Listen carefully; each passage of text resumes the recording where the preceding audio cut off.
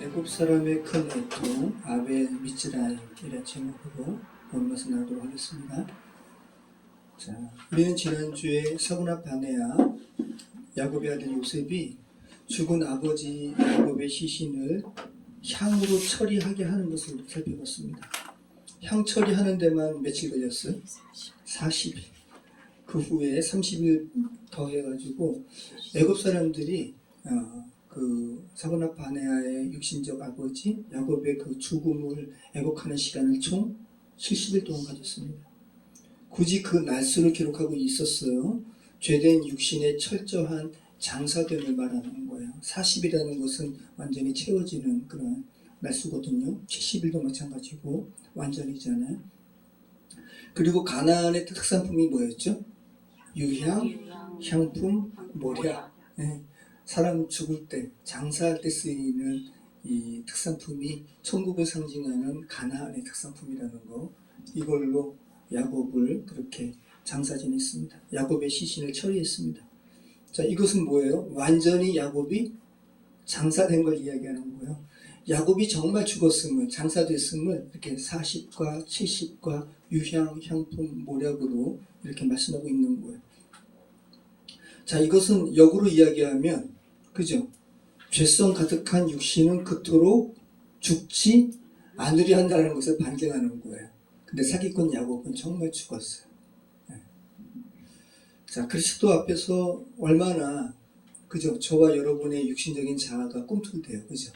이것은 철저히 야곱처럼 40일 동안 향처리 되고, 그죠? 70일 동안 완전히 장사되어야 하는 우리의 죄성을 이야기하는 거죠. 자, 그리고 지난주에 또 흥미로운 말씀을 우리가 살펴봤는데, 야곱을 장례하러 떠나는 장면이 430년 후에 이스라엘 백성들이 출애굽하는 기사를 오버랩하는 그런 기사였습니다.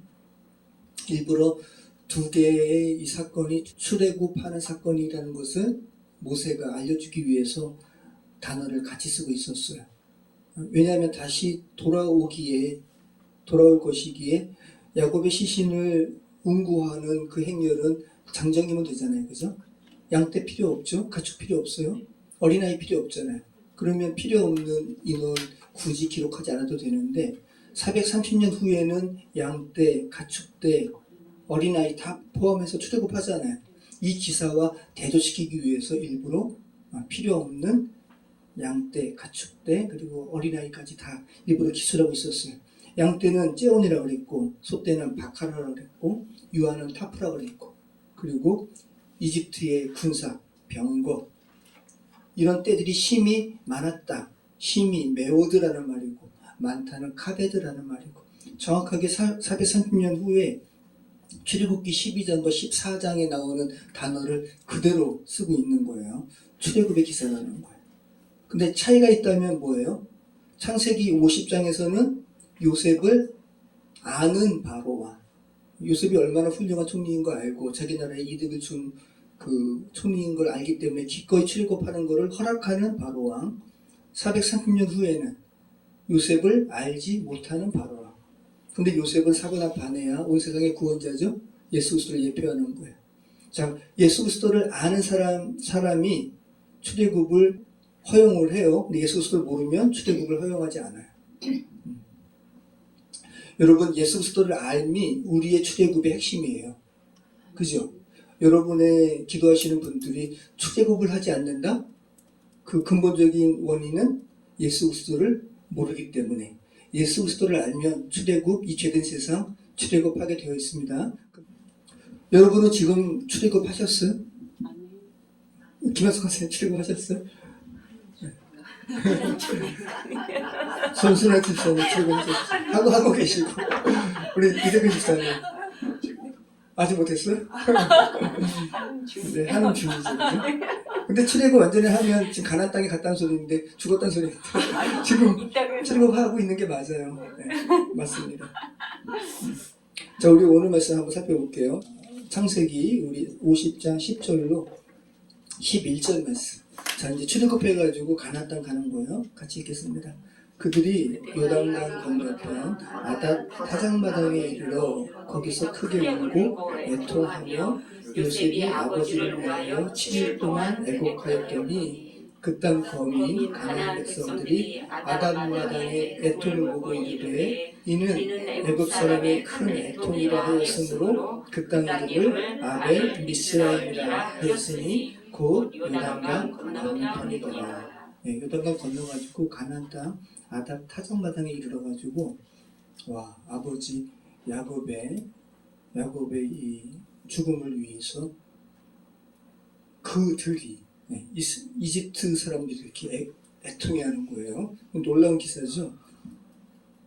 자, 이 아답 타작마당이라는 것이 어떤 것인지 성경에 잘 안 나옵니다.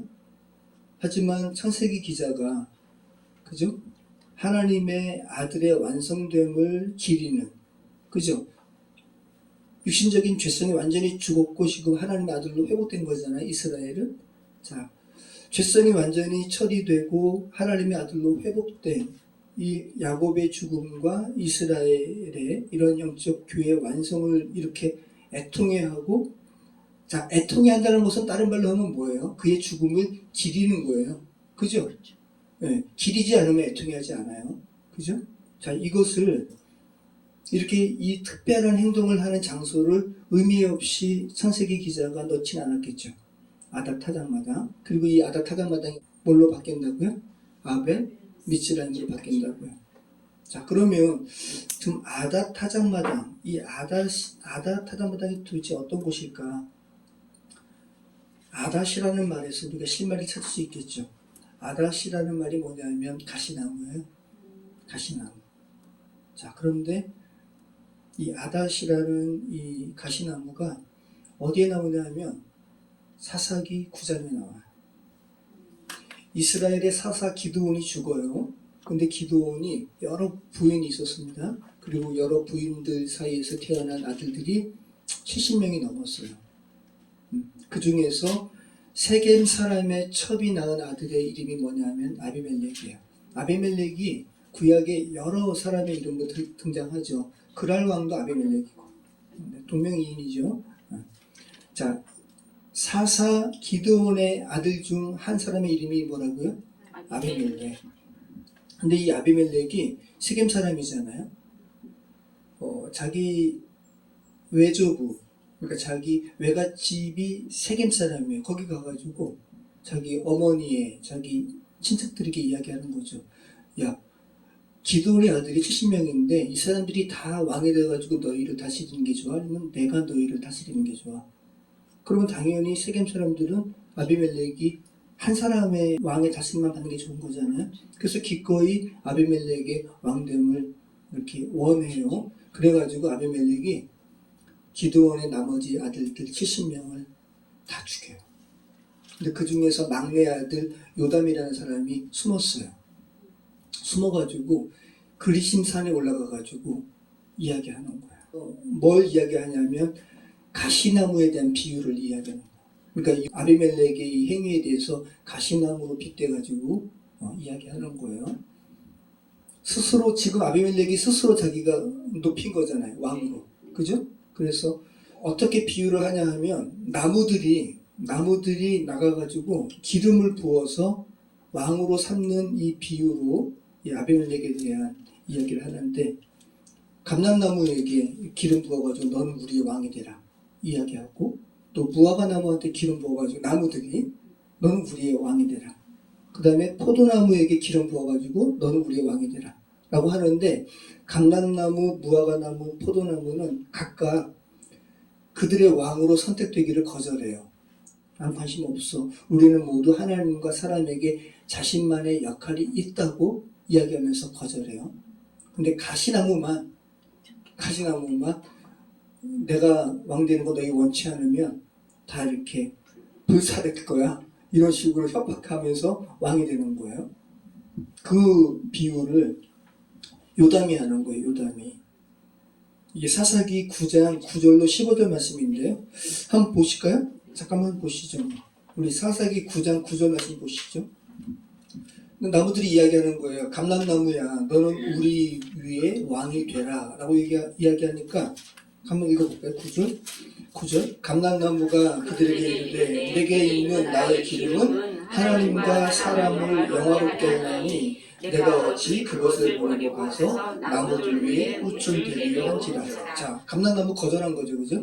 그 다음에 이제 나무들이 10절 말씀 또 무화과 나무에게 이르되 너는 와서 우리 위에 왕이 되라 하매 무화과 나무가 그들에게 이르되 나의 단 것과 나의 아름다운 열매를 내가 어찌 보내고 가서 나무들 위에 우쭐 대리려 한지라. 네, 또 거절했습니다. 이제 포도나무에게 또 너는 우리의 왕이 되라 하매 13절 포도나무가 그들에게 이르되 하나님과 사람을 기쁘게 하는데 포도주를 내가 어찌 보내고 가서 나무들 위에 우쭐 대리려 한지라. 다 거절했어요. 그러니까 이제 나무가 가시나무에게 이야기하는 거야. 너는 와서 우리 위에 왕이 되라 하매. 자, 15절 말씀 가시나무가 나무들에게 이르되 만일 너희가 참으로 내게 기름을 부어 너희 위에 왕으로 삼겠거든 와서 내 그늘에 피하라. 그리하지 아니하면 불이 가시나무에서 나와서 레바논의 백향목을 사를 것이니라 하였느니라. 네.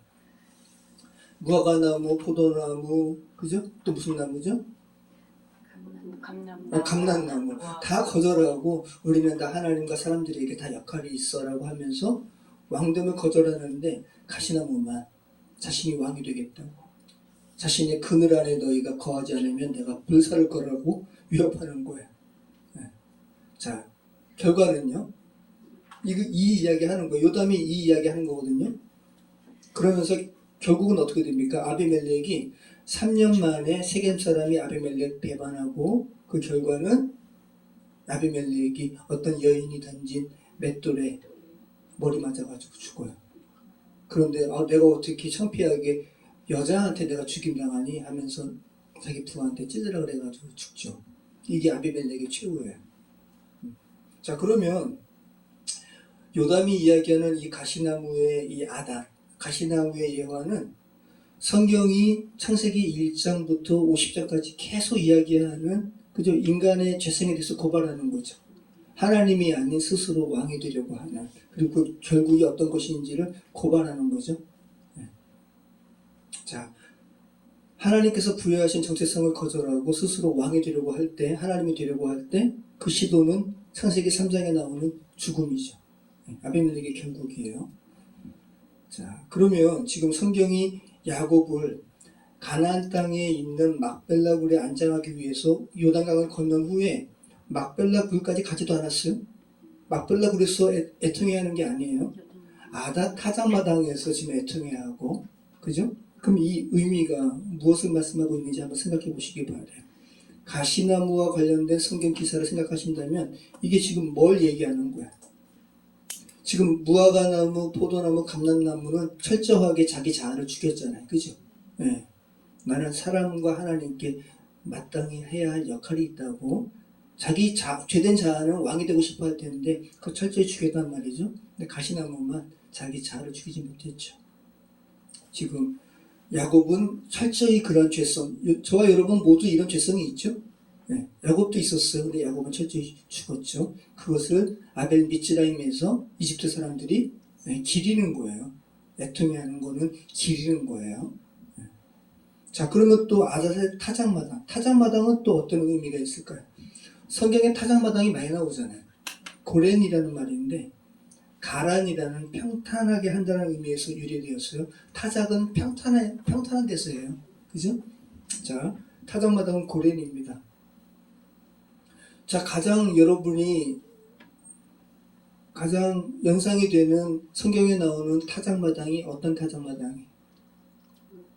아라우나의 타작마당. 아라우나의 타작마당에 솔로몬의 성전이 세워지는 거예요.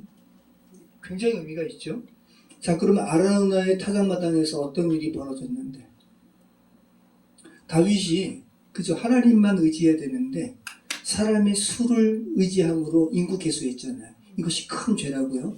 그래서 하나님께서 갓 선지자 통해 가지고 너 3가지 벌 중에 네가 택해. 3가지 제시한 벌이 뭐예요? 7년 동안의 기근, 석 달 동안의 적에게 쫓김, 3일 동안의 전염병. 자, 우리 이덕근 집사님이 다윗이에요. 제가 가서지자야. 너 하나님을 의지해야 되는데 사람들의 수를 의지해? 내가 세 가지 벌을 너한테 제시한다. 7년 동안의 기근, 석 달 동안의 적에게 쫓김, 그리고 3일 동안의 전염병. 자, 택하시오. 저는 적에게 쫓기는 거예요. 그래요? 석 달 동안에 적에게 쫓기는 거. 우리 재현이는 뭘 택할 것 같아? 적에게 쫓기는 거? 우리 다보다 알고 얘기하는 거 아니야? 우리 재훈이는 뭘 택하고 싶어? 만약에 몰라? 빨리 끝나는 근데 거 하고 싶어. 다윗이 이 다윗이 수에 약했나 봐요, 그죠? 그러니까 인구 개수했잖아요. 자, 7년 좀 많죠? 석 달도 많죠? 자, 3일이 가장 적어 보이죠? 아마 적어서 이걸 택했는지 몰라도 3일 동안에 온역을 택했어요. 결과는 7만 명이 죽었어요. 이스라엘에서. 그 다음에 가선지자가 아라우나의 타작마당을 사가지고 하나님께 제사 드리시오. 해가지고 그 다윗이 아라우나의 타작마당을 사죠. 그리고 거기서 하나님께 제사 드려요. 회개하는 거죠. 그리고 온역이 그쳐요. 그리고 다윗의 아들 솔로몬이 성전을 짓는데 이 아라우나의 타작마당에서 성전 짓는 거예요. 자, 그러면 이거 성경에서 계속 말하는 바와 좀 맥락이 같죠. 다윗이 철저히 죽은 거죠. 아라우나의 타작마당에서. 자기가 죽은 자리에서 예수님께서 함께 사시는 거죠. 그리고 성전이죠. 그죠? 우리가 죽고 예수님께서 사시는 것이 성전이에요. 우리가 그래서 성전인 거예요. 굉장히 이것을 물리적으로 보여주는 그러한 그 성경 말씀이 있다면 이 아라운의 타작마당 또 솔로몬의 성전이 된 이 기사인 거죠. 그죠? 하나님이 아닌 자신의 주체적인 시도는 반드시 죽음으로 멈춰지는 거예요. 그죠? 자, 반드시 죽음으로 멈춰지고 살아있으니까 계속 하나님을 반역하는 행위를 하는 거 아니에요? 그러니까 정말 죽어야 되는 거예요. 만약에 죽음으로 멈춰지고 그 육신의 죄악된 육신의 철저한 죽음 장사된 위에 하나님의 집 성전이 세워지는 거죠. 계속 성경은 계속 자아의 죽음에 대해서 이야기해요. 그러면 지금 야곱을 향처리하는 것도 그렇고 미라 만드는데 40일 다 해서 70일 동안 애곡하는 거, 막벨라 굴에 안장하기 위해서 가나안 땅에 건너왔는데 막벨라 굴에서 애통해하는 것이 아니라 아닷의 그죠? 타작마당에서 애통해하고. 자, 이 모든 것이 지금 자아의 철저한 죽음, 그죠? 그리고 하나님의 온전한 살아계심이 그 안에 역사하는 것을 계속 되풀이해서 말씀하고 있는 거죠.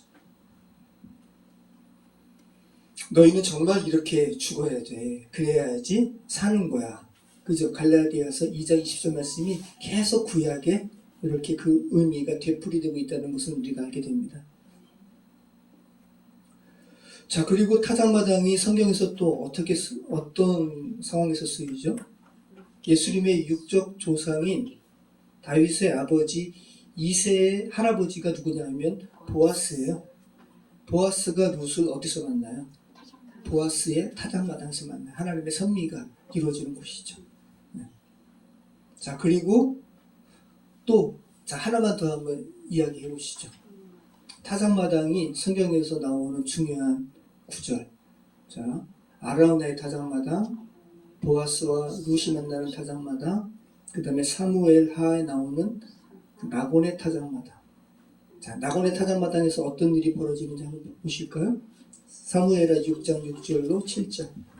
그들이 나곤의 타작마당에 이르러서는 소들이 뜸으로 우사가 손을 들어 하나님의 괴를 붙들었더니 여호와 하나님이 우사가 잘못함으로 말미암아 진노하사 그를 그곳에서 치시니 그가 거기 하나님의 괴 곁에서 죽으니라. 네, 이게 지금 무서운 말씀이죠. 놀라운 말씀인데 우사가 아비나답의 아들인데 이게 지금 이 배경을 제가 잠깐 말씀드린다면 지금 이 다윗이 하나님의 법궤가 아비나답의 집에 있었거든요. 그것을 이제 가져오는 장면인 거예요. 우여곡절 끝에 70년 만에 아비나답의 집에 있던 이 법궤를 다윗이 가져오는 겁니다. 근데 이 이전의 일들, 이 법궤와 관련된 일들이 어떤 게 있었냐면 이 하나님의 법궤가 어떤 부적은 아닌데 부적은 아니란 말이죠. 근데 이스라엘 사람들이 그 예전에 이 부적처럼 여겨가지고 이 법궤 가지고 사람들과 막 싸웠단 말이죠. 저한테. 근데 뺏겼어요. 뺏겨가지고 그 우상 숭배했던 다곤 신상을 숭배했던 사람들이 하나님의 법궤를 가지고 있는 이스라엘하고 싸워가지고 이겼단 말이죠. 그러니까 이 법궤를 가져온 거야. 가져와가지고 다곤 신전에 이렇게 뒀는데 그 다음날 가보니까 신전이 엎드려져가지고 목이 부러지고 그런 경우가 있었죠. 그런 일이 있었고 그래서 우여곡절 끝에 이 법궤가 막 이동하는 거야. 근데 어떤 사람들은 호기심에 법궤를 쳐다본 사람들이 또 죽고 베스미스 사람들이죠.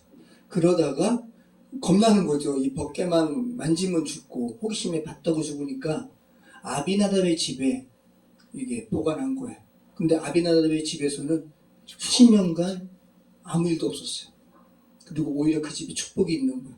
그리고 다윗이 이제 법궤를 모시려고 행렬을 보내가지고 이 법궤를 이렇게 가져오게 하는데 아비나답의 두 아들 우사와 나효가 그 법궤를 이제 옮기는 건데 수레에다 매가지고 근데 나곤의 타작마당에 이르러서 갑자기 소들이 뛰는 거예요. 근데 우사가 아비나답의 아들 중에 한 명인 우사가 그 수레를 붙들었어요. 근데 이것이 아까 우리가 읽었죠? 그죠? 이 우사가 잘못했다고 나오는 거예요. 그리고 하나님께서 우사를 치세요. 그 자리에서 죽어요.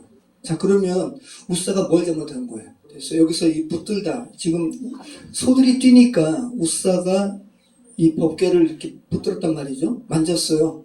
근데 이 행동을 하나님께서 잘못했다고 말씀하신 거거든요. 이 붙들었다라는 게 뭐냐면 아하즈란 말인데 소유라는 의미가 있어요. 그러니까 순간 아비나답이 교만한 거예요. 우리 집에 이 법궤가 수십 년간 있어도 아무 일도 없었어. 근데 갑자기 이 하나님의 법궤가 이동하는데 나곤의 타작마당에서 소들이 뛰는 거죠. 그러니까 순간 이게 하나님 앞에 경외함으로 나가야 되는데 순간 이 법궤를 자기 소유로 착각한 거예요. 그러니까 뭐 움직이게 하면서 교만한 마음으로 움직이지 마 하면서 이렇게 한 거죠. 무섭죠. 소름 끼치죠. 죽었어요. 거기에 지금 제가 타작마당 이야기하는 거잖아요. 그죠? 타작마당. 그래서 나곤의 타작마당에서 그런 일이 있었어요. 그러니까 지금 계속해서 지금 창세기 3장 말씀과 연결되죠. 하나님의 법궤가 뭐예요? 하나님의 말씀이죠. 하나님의 말씀에 자기의 주체적인 의지가 굴복되고 오히려 지배를 받아야 되는데 자기가 하나님의 법궤를 소유의 마음으로 그냥 딱 붙드는 거 엄청난 죄악이죠. 역시 죽어져야 마땅하죠.